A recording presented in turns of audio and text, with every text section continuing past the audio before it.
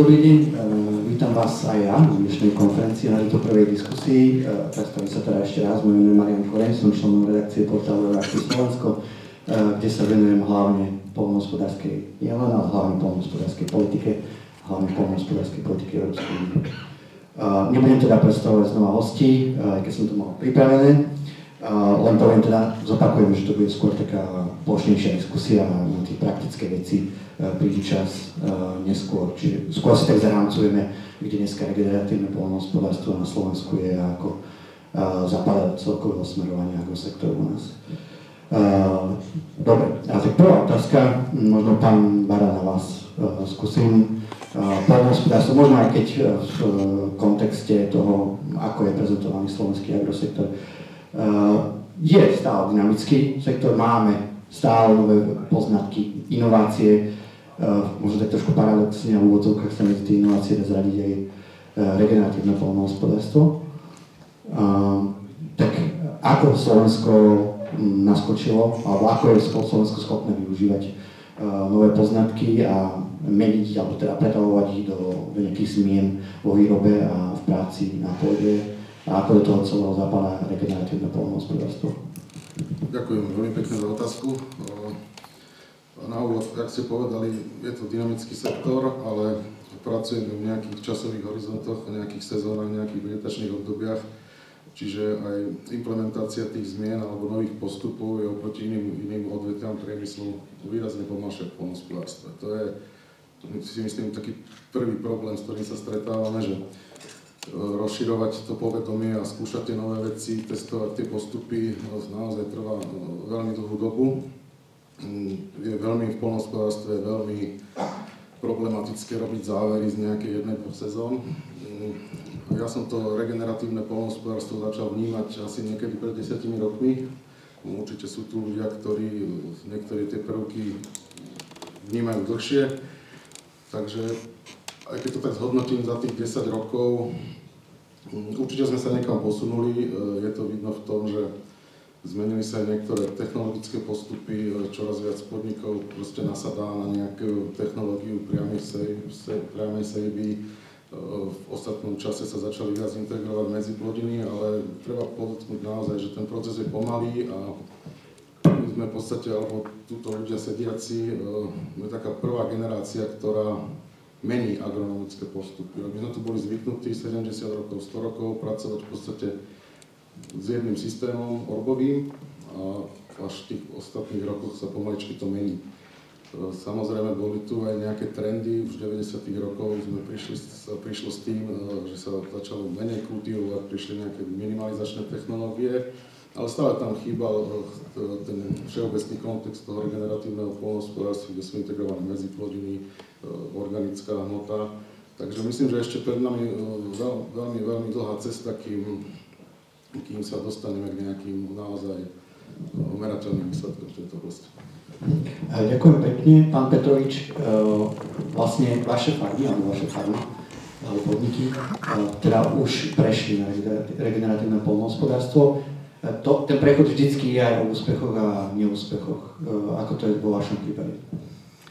Dobrý deň, ďakujem za otázku. No musím povedať, že áno, používame v našom podniku časti regeneratívneho poľnohospodárstva. Nemôžeme povedať, že celá farma je na regeneratívnych princípoch.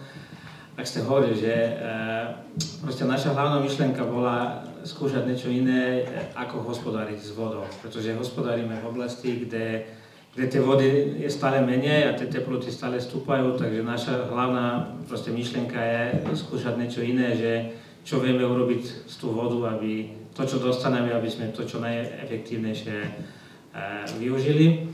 Takže prvé výsledky boli také, že prvý rok sme niečo skúsili s repkou a to dopadlo veľmi dobre. Tak musím povedať, že potom sme boli trošku takí opití z toho úspechu.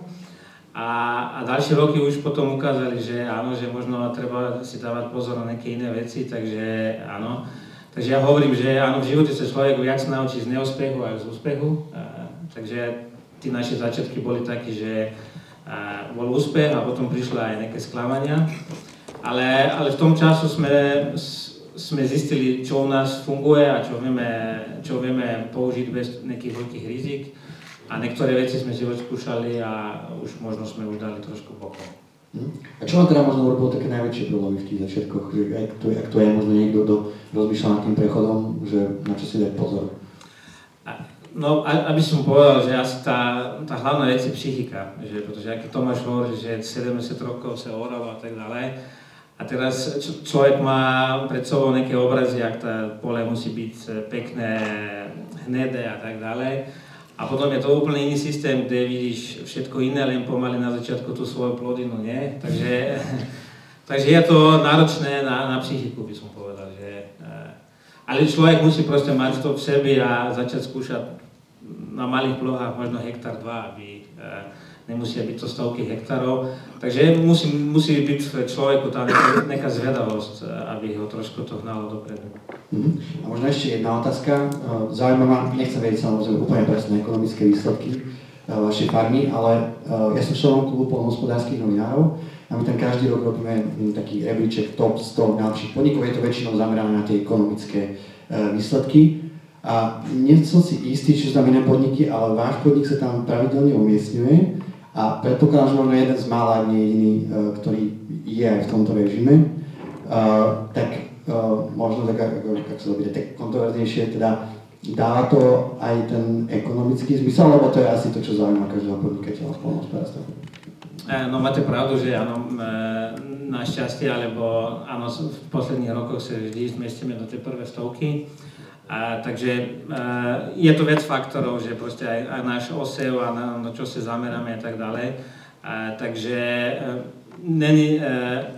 zatiaľ vieme s tým bojovať a tento rok bude náročnejší, musím povedať, z ekonomického pohľadu, ale není to, že keď je človek zvedavý aj v tých technológiách, tak potom aj to riadenie podniku tiež je na nejaký iný úrovni, takže to je také celková taký mix rôznych vecí, že potom rozhoduje, či ten podnik aj ekonomicky prosperuje. Ďakujem pekne. Pán Maravi, ostaneme v praxi.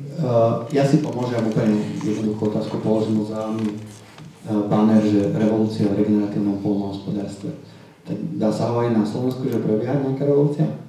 Dobrý deň prajem všetkým a ďakujem tiež za otázku. No práve som si uvedomil jednu zásadnú vec, akože to nie je revolúcia v regeneratívnom poľnohospodárstve, ale v tom našom konvenčnom. A určite by som povedal, že sú to naozaj veci, ktoré sa trošku vymýkajú tomu nášmu doterajšiemu pohľadu na poľnohospodárstvo. A my sme do určitej miery ako keby abstrahovali ostatné funkcie pôdy, takže ako ambasador zdravej pôdy sa snažím k tomu vracať, že neexistuje len produkčná funkcia pôdy.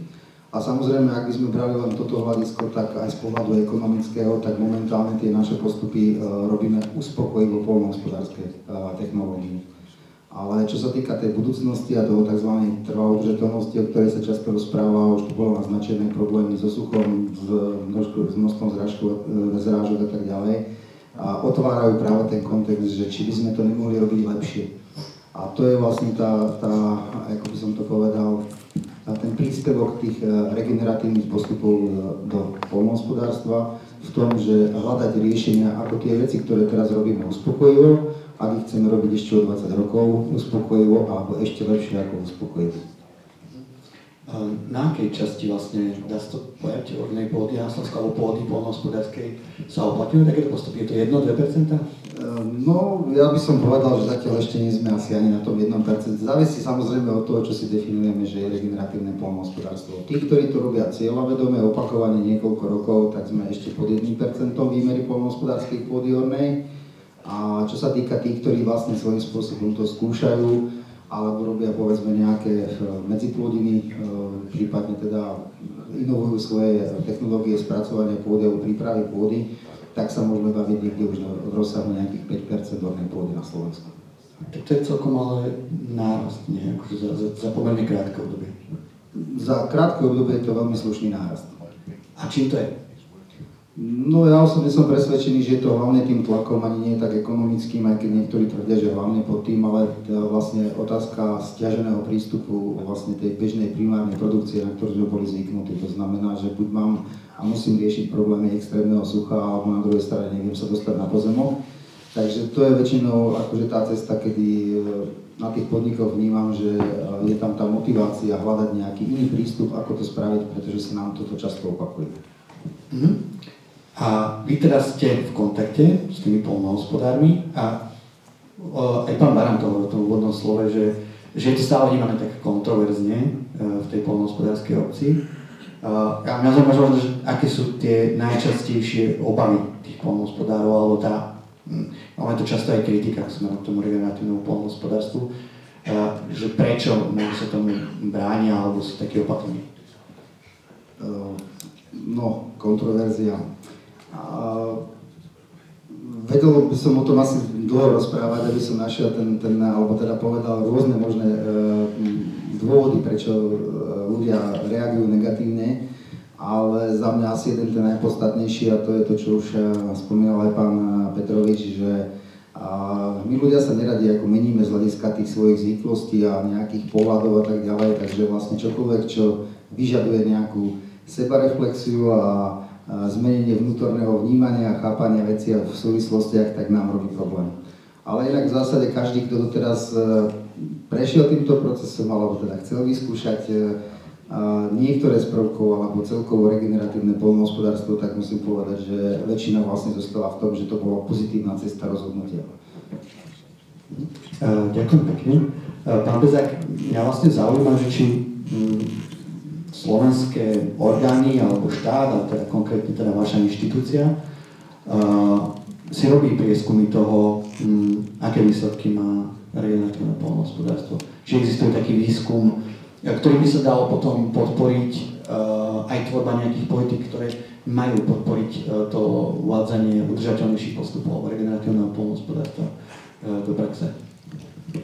Tak samozrejme poznatky existujú a my teda máme snahu spolupracovať aj s praxou v tejto oblasti. Samozrejme tým, ako bolo povedané, že na Slovensku sa regeneratívne poľnohospodárstvo realizuje na relatívne malých plochách a je to pár zástupcov praxe, ktorí to realizujú, tak nemáme nejaké široké portfólio na získavanie informácií, ale vieme kombinovať aj informácie samozrejme aj z európskeho priestoru, lebo máme aj medzinárodné projekty, ktoré sa touto témou zaoberajú.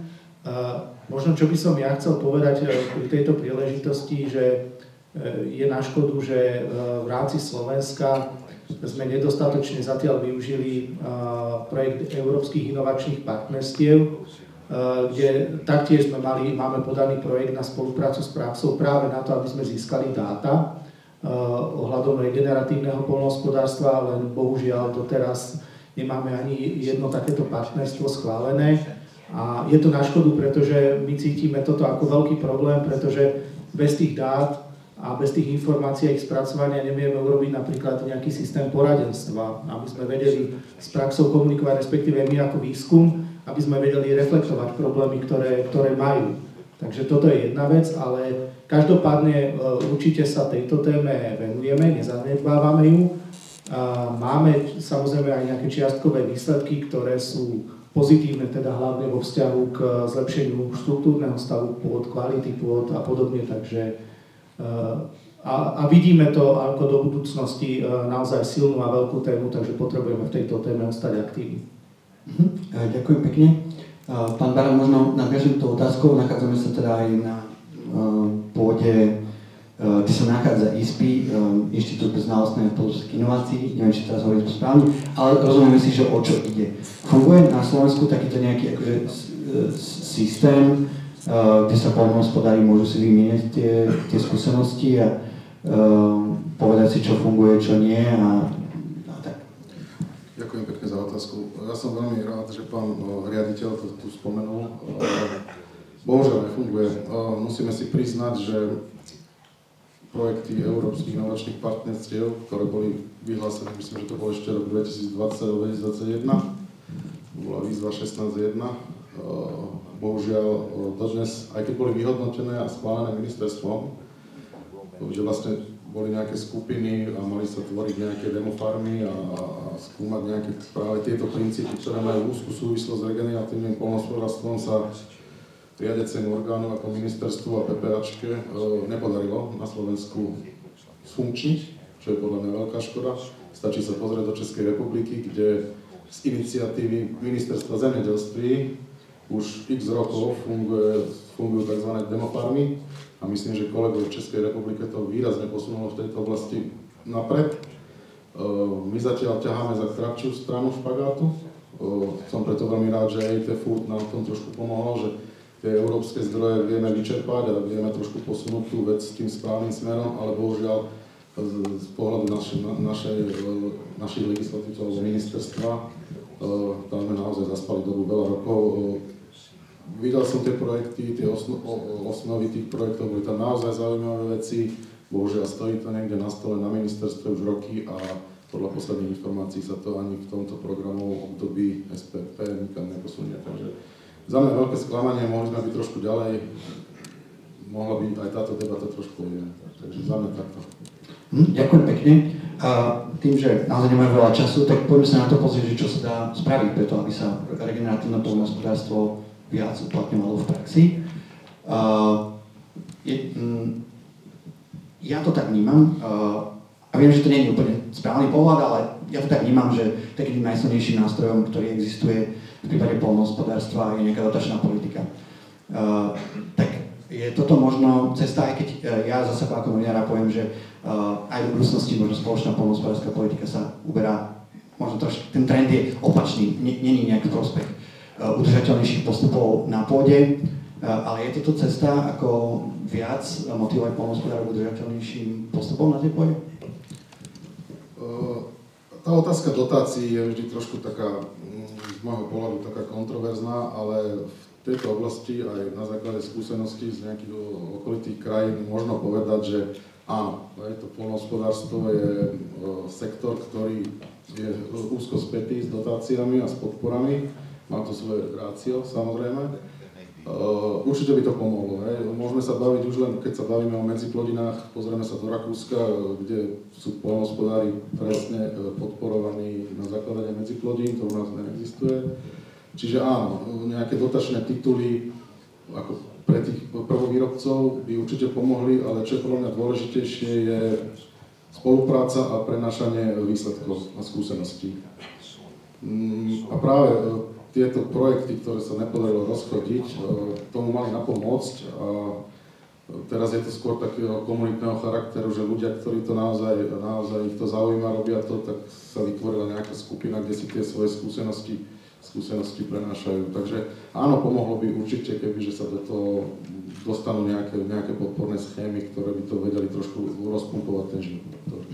Ďakujem pekne, pán Petrovič. Možno tú otázku trošku posuniem inak. Zaujímavé jasné, že aj aký je váš recept, že čo treba spraviť, aby sa tie princípy regeneratívneho poľnohospodárstva viac uplatňovali v praxi, ale že ako je na tom vlastne, ako to vy dneska cítite, že to legislatívne a dotačné prostredie podporuje to vlastne takýto spôsob hospodárenia na pôde v rámci súčasných dotačných pravidel, teda máme nejaké dobré environmentálne a poľnohospodárske podmienky, kde myslím, že už samozrejme je odpustené na nejaký čas, ale je niektoré z tých princípov ako pokryv pôdy, medziplodiny, zároveň tu máme ekoschémy, ktoré počítajú s delením lánov, s biopásmi a tak ďalej, čo je možno trošku niečo iné.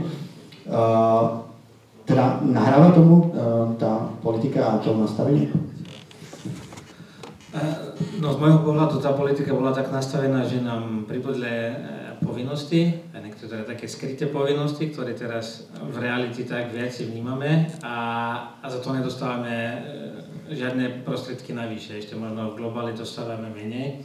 Takže Slovenska, z môjho pohľadu, momentálne Slovenska, ak sú nastavené tie projekty a tá opatrenia, takže to priamo nepodporuje. A čo by sa malo teraz zmeniť? Čo by pomohlo vám? Čo by mohlo pomôcť iným poľnohospodárom v tom prechode? No ako hovoril Tomáš, proste, že aby boli nejaké cielené, proste áno, založíš medziplodinu, dostaneš nejaký x prostriedkov, neviem, minimalizuješ svoje obrábanie pôdy, dostaneš proste niečo cielené. Aby bolo niečo najvyššie, aby tí poľnohospodári boli motivovaní, aby boli aj odvážnejšie ísť do nejakých, možno tých rizik a do nových vecí. A ešte možno jedna otázka, to mi napadlo teraz, že však s regeneratívnym poľnohospodárstvom sa spája asi inak techniky. Toto je nejak v rámci tých víziev, ktoré tu máme na rôzne tie investičné podpory na nákup rôznych techník a podobne. Tam sa nájdú ľudia, ktorí chcú prejsť na regeneratívne poľnohospodárstvo? No tie výzvy boli nastavené tak, že áno, špeciálne rastliny výroby, takže aj v tých nových katalógoch sú tam nejaké stroje, ktoré sa môžu považovať, čo sú také špeciálne na taký typ výroby. Tak, je dobrá správa. A pán chce reagovať? Ešte by som dodal, že z hľadiska tých podpor, na čo sa zabúda, tak aj významnú rolu tam podľa mňa v budúcnosti zohrá priemysel, potravinársky priemysel. Vidíme napríklad v Poľsku, že je v záujme potravinárov, či už sa bavíme o spoločnosti Nestlé alebo nejakých ďalších, podporovať túto formu hospodárenia s tým, že oni si potom môžu dať, poviem, alternatívu k bioprodukcii, že by mohla byť ako regeneratívna produkcia. Čiže toto možno v budúcnosti, v Poľsku to funguje, tam sú farmári už podporovaní, keď pestujú plodiny v regeneratívnom režime. Takže ten priemysel tam možno v budúcnosti zohrá rolu, len bohužiaľ štruktúra našho potravinárskeho priemyslu je taká, aká je. Takže aj v rámci projektu AT Food by do budúcnosti sa malo uberať týmto smerom, čiže spájať prvovýrobu a priemysel potravinársky. Osobne som trošku skeptický v našom priestore, či sa niečo podarí. Takže za mňa takto ešte. Ďakujem pekne, pán Bezaký. Ja by som to chcel len, mňa napadlo doplniť ešte o jednu takú dôležitú vec, že strategický plán spoločnej poľnohospodárskej politiky, z ktorých vlastne tečú peniaze do poľnohospodárstva, má aj svoje indikátory, ktoré sa vyhodnocujú a v podstate aj my participujeme na tom, že sa vyhodnocuje indikátor záchytu uhlíka v pôde alebo nejakého množstva uhlíka, ktorý je v pôde, alebo vývoja uhlíka a protieroznej ochrany. A toto je niečo, čo potrebujeme aj voči teda Európskej komisii reportovať, pretože my by sme mali intervencie a opatrenia mať nastavené takým spôsobom, aby dokopy dávali nejakú trajektóriu zlepšovania stále v týchto oblastí. A z môjho pohľadu zatiaľ tak, ako to máme nastavené, tie opatrenia len veľmi ľahko alebo len jemne riešia túto oblasť. Ktoré ale hej, máme opatrenia alebo povinnosti napríklad zatrávnenia medziradí. Prvýkrát vlastne vstúpili možnosť ísť do intervencie na zakladanie agrolesnických systémov, čiže ísť s drevinami do poľnohospodárskej krajiny. Ale tých opatrení, ktoré ako keby sme vedeli merateľne preukázať naozaj intenzívne dopady na tieto indikátory, tých je málo. Väčšina opatrení sú naozaj také veľmi, veľmi jemne a z dlhodobého hľadiska nám neposkytnú ten efekt. Čiže to som chcel len premostiť, že aj tu je príležitosť pre podporu regeneratívneho poľnohospodárstva alebo nejakých týchto čiastkových opatrení, ktoré intenzívnejšie nám dokážu pohnúť s týmito indikátormi. Keby to teda bolo na vás, čo by ste dali do toho plánu? Aké opatrenia by ste teda podporili? Úplne konkrétne, ak sme chceli zlepšiť tie indikátory. No, my v podstate všetkých tých 5 kľúčových parametrov, ktoré sú v regeneratívnom poľnohospodárstve, myslím, že tie by sa oplatilo podporovať. V konečnom dôsledku do istej miery v ekoschémach momentálne je podpora na hnojenie organickými hnojivami, kompostom. Určite by sme hrozne radi videli medziplodiny alebo čo najväčšie krytie poľnohospodárskej pôdy, hlavne z pohľadu protieroznej ochrany, lebo to je niečo, čo nás trápi dlhodobo z pohľadu degradácie pôd. A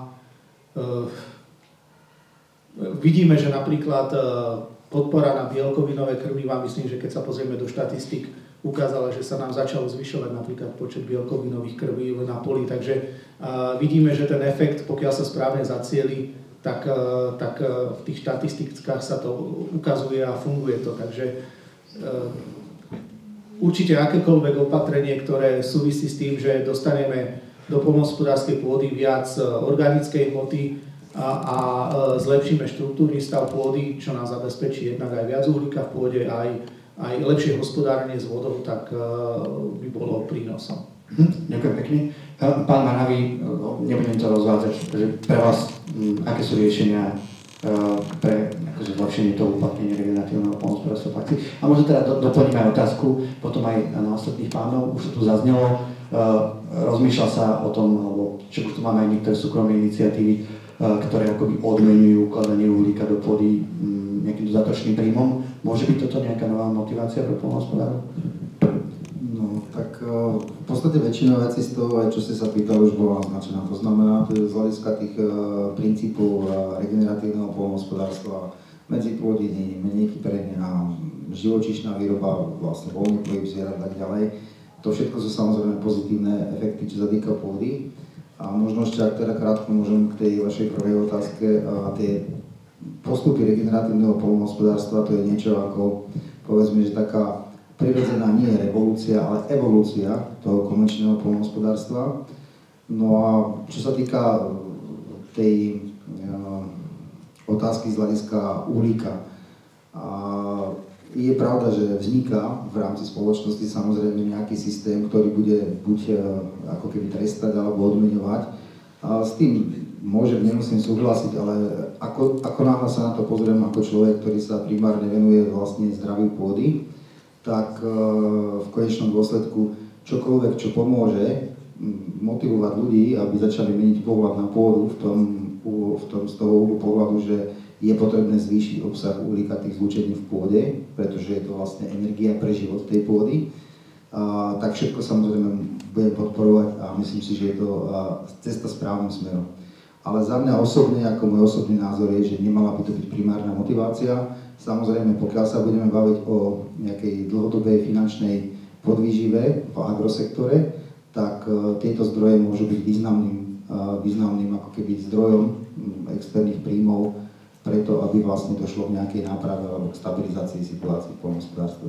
Ďakujem. Pán Petrovič, vy s takým niečím koketujete, alebo už ste do niečoho podobného zapojili? Čo sa týka predávania uhlíku, do toho sme sa nezapojili, pozeráme to, ale z našho pohľadu, čo máme také obavy, je, že dlhodobosť tých zmluv, čo ponúkajú, nakoľko sa musí človek zaväzať, takže to je taká naša zatiaľ stopka a zatiaľ k tomu nepristupujeme. Ale keď bude situácia, že tie ceny komodít možno budú dole a všetky ostatné náklady idú hore, tak asi budeme možno hľadať aj ten nový zdroj a je to jedna z cest, kde nájsť nové zdroje pre podniky. Ďakujem pekne. Ono naozaj to bola rýchla diskusia, už si nám mali aj napnúť čas, ale pán Beran, môžete to možno uzatvoriť. Má teda regeneratívne poľnohospodárstvo na Slovensku budúcnosť? Je to možno reálne očakávať, že nahradí veľkú časť alebo nejakú významnú časť toho konvenčného poľnohospodárstva? Ja ešte sekundičku k tomu uhlíku. Myslím, že pán riaditeľ by sa k tomu mohol vyjadriť. Určite je to potenciálne zaujímavý príjem pre poľnohospodárstva, mimo produkčný. Aj v rámci projektu EIT Food sme vykonali strašne veľké množstvo vzorkovania pôd. Osobne som sa však skeptický trošku z toho hľadiska, že vidíme, že my pracujeme vo veľmi dynamickom prostredí z hľadiska toho, čo sa deje v pôde. Čiže neviem, zatiaľ pán riaditeľ asi bude vedieť o tom povedať viac. Chýba nejaká taká tá jasná metodika, čo s tým uhlíkom. Môžete zmerať uhlík v januári a budete mať úplne iné hodnoty, keď ho zmeráte potom v auguste. Takže tam to prostredie, hľadať exaktné čísla v tak meniacom sa prostredí nebude podľa mňa jednoduché. Ale určite, celkovo už tá potreba alebo podpora tých poľnohospodárov, čo sme hovorili, na to ukladanie uhlíka, ale nemusí to byť podložené meraniami, ale len nejakými z hľadiska pokryvnosti. Myslím, že také nejaké systémy sa teraz uplatňujú, že sa nemerá, ale robí sa len satelitné snímky.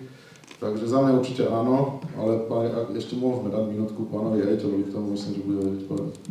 Ono vlastne takýto systém sa ešte za predošlej vlády formoval a to vlastne možno aj mňa zaujíma, že či sa pracuje ďalej na myslím, že uhlíková vodná banka, ona vlastne počítala aj s tým vodným prvkom, nielen s tým uhlíkovým, tak dá sa také niečo očakávať na národnej úrovni? Tak Tak na národnej úrovni tá iniciatíva momentálne po zmene vlády ustala, čiže zatiaľ nemáme informácie, že by sa toho na ministerstve niekto chopil a ďalej v tom pokračoval. Každopádne na európskej úrovni aj svetovej úrovni je to silná téma. My sledujeme vývoj momentálne európskej legislatívy, ktorá sa snaží vytvoriť nejaký európsky rámec pre certifikáciu záchytov, aby teda boli tie systémy porovnateľné a aby to fungovalo na nejakej rovnakej báze. Každopádne by som chcel tiež potvrdiť to, čo už tu bolo povedané. Problém záchytov uhlíka v pôde je to, jednak, že potrebujeme tam mať nejaké dlhodobé hľadisko, pretože z krátkodobého hľadiska ukladanie uhlíka proste merať za rok, koľko sa uložilo uhlíka, nedáva nejaký až tak veľký význam. Proste je to proces dlhodobý. Druhá vec je, že je tam obrovské množstvo rizik, pretože tak ako viete, pomaly a postupne a po drobných krokoch ten uhlík do tej pôdy naukladať, tak behom jednej nejakej katastrofickej udalosti ten uhlík bude vonku, čiže aj na tej európskej úrovni, aj pri tej certifikácii sa rieši teraz aj to, ako povedzme, zmierňovať nejaké rizika, čiže je to tak veľký problém, a keby ste boli na tých veľkých odborných stretnutiach, kde vlastne to osadenstvo odborníkov komunikuje a rieši tie jednotlivé body tej certifikácie, to je, čo človek to názor, ja si pamätám, jedno stretnutie začínalo o nejakej 10. ráno, alebo do obeda teda, pardon, a skončili sme niekedy okolo 5:30, 6:00 alebo tak nejako, a to bolo ale nejaké jedno stretnutie, čiže toto je ukážka toho, jak je to komplikované. Ale každopádne, ako nejaká motivácia, možno, že nejaký bočný príjem,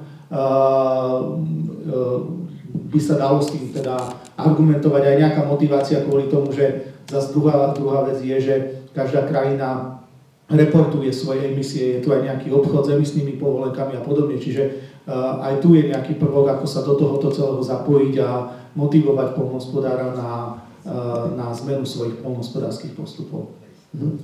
Ďakujem pekne. Bola to naozaj rýchla diskusia, náš čas sa už... Ešte to kolo tej poslednej otázky kľúbe. Dobre, teraz neviem, teda tá posledná moja otázka vlastne bola, či teda vidíte v budúcnosti regeneratívneho poľnohospodárstva na Slovensku, alebo ako ho vidíte? Tak ja osobne som presvedčený, a nielen, že som presvedčený, ale samozrejme sa aktívne na tom podielam, že tú budúcnosť vidím a nebude to možno trvať až tak dlho, aj keď doteraz som bol veľmi netrpezlivý, ale vidím, že tie zmeny nastupujú čoraz rýchlejšie, takže áno, nemusíme to nazývať vyslovene, že to bude regeneratívne poľnohospodárstvo so všetkým, ale minimálne mnohé prvky regeneratívneho poľnohospodárstva sa začnú využívať plošne v rámci poľnohospodárskych postupov. Ďakujem pekne. A to spýtam, že čo vás tomu vedie? Je to teda tá príroda k tomu myslíte to? Tak jednak sú to tie skúsenosti so stretnutiami s ľudí, kde vlastne robíme poradenstvo alebo tí, čo začínajú. To znamená, že rastie aj inšpirácia, aj motivácia, čo je veľmi dôležité. Druhá vec je, že vlastne pod tlakom, a osobne som presvedčený, že už to bolo aj naznačené, že ten tlak príde z druhej strany, to znamená aj zo strany verejnosti.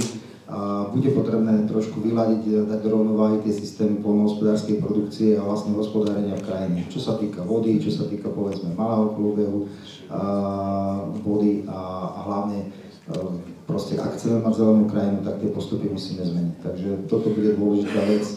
Je lepšie začínať dopredu s vlastnou motiváciou, ale keď to nepôjde po dobrom, pôjde to po zlom, to znamená, že viem, že sa chystajú aj legislatívne zmeny, ktoré sa mnohým nebudú páčiť, ale budú smerovať k tomu, aby sme tu prežili. Ďakujem pekne. Pán Petrovič? Ja myslím, že áno, že sa musíme snažiť, aby tá naša pôda bola v čo najlepšom stavu, pretože tá pôda nám potom najviac vráti, takže myslím, že áno, musíme bude čo viac ľudí sa tým zaoberať. Ďakujem pekne. Ja len v krátkosti, že osobne nevidím inú cestu, jak sa poľnohospodárstvo má smerovať. Jak povedal Ľubo, nemusí to byť úplne všetky prvky, ale viacero z nich sa bude uplatňovať plošne, som o tom presvedčený. Na druhú stranu treba povedať, že bude to trvať dlho. Na základe toho, čo sme už povedali, takže príde to, ten systém sa zmení, Európa v tom bude líder určite s Amerikou, potom sa určite pridajú ostatné krajiny. Myslím, že všetci, ktorí tu sú a hospodária, vidia, že z toho pôdu nie je niečo dobré a pokračovať v tých systémoch, s ktorými sa pracovalo v minulosti, pracuje v súčasnosti, nie je udržateľné, takže za mňa určite áno, len to bude trvať strašne dlho. Ďakujem. Možno keď sa tu stretneme o 20 do 30 rokov, tak si povieme viac. Ďakujem pekne.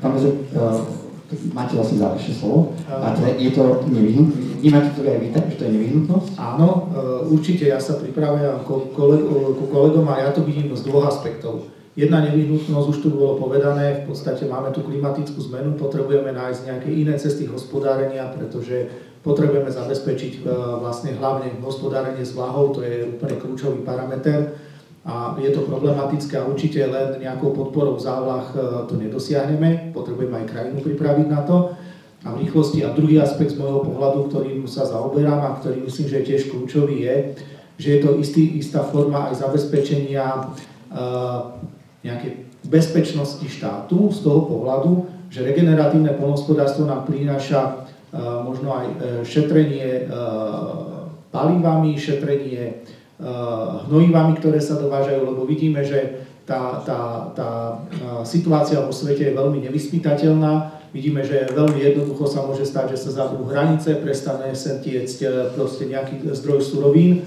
a regeneratívne poľnohospodárstvo má aj ten aspekt, že snaží sa pracovať aj so súrovinami, s obehovým hospodárstvom, čiže vrácať do pôdy organickú hmotu iným spôsobom, aj tým pádom živiny, čiže šetrí priemyselné súroviny a podobne. Čiže je tu podľa mňa aj nejaký aspekt do budúcnosti bezpečnosti. Čiže otázkou je, či vôbec niekto v tejto krajine sa zaoberal tým, aké sú, dajme tomu, rizika, alebo ako tento štát bude riešiť rizika, pokiaľ sa stanú nejaké takéto nepredvídateľné okolnosti a odstrihneme sa od nejakých zdrojov.